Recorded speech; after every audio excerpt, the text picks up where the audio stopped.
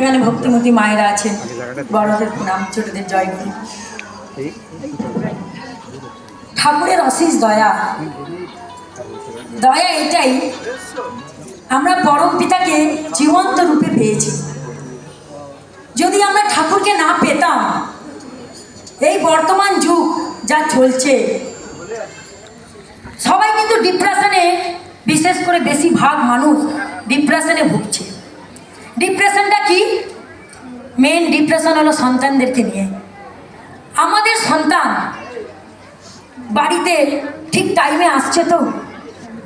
আমি তো দেখি আমার বাড়িটা ঠিক গঙ্গার ধারের দিকে, দেখি সারাটা দিন ছেলেমেয়েরা কিভাবে ঘুরে বেড়ায়।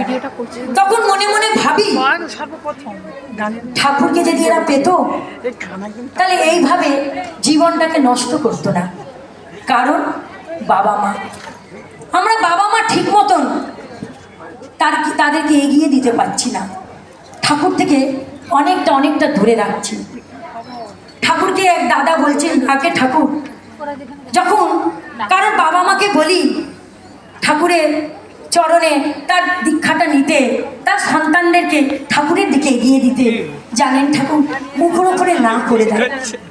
ঠাকুর খুব কষ্ট পেলেন আর বলছেন, জানিস গে চারা গাছে বেড়া দিতে লাগে।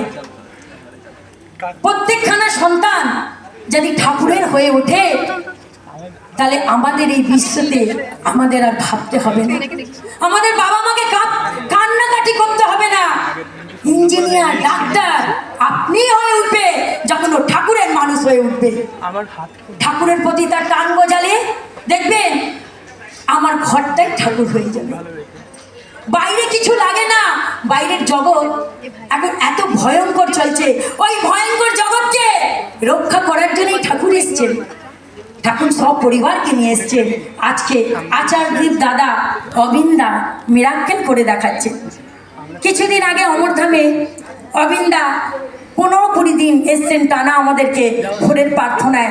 তিনি আমাদেরকে চার্জ দিয়ে গেছেন। ওই চার্জের মধ্যে এত সুন্দর সুন্দর কথা। অবিন্দা কাছে এক মেয়ে এসে কাঁদছে, চোখের জল পড়ছে। অবিন্দা বলছে, কি হয়েছে রে, কাঁদছিস কেন?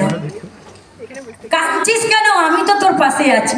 এই যে শক্তিটা, তার শক্তিটা কিভাবে? ঠাকুরকে পেয়েই তো হলো। যদি ও ঠাকুরকে না পেত তাহলে কি হতো?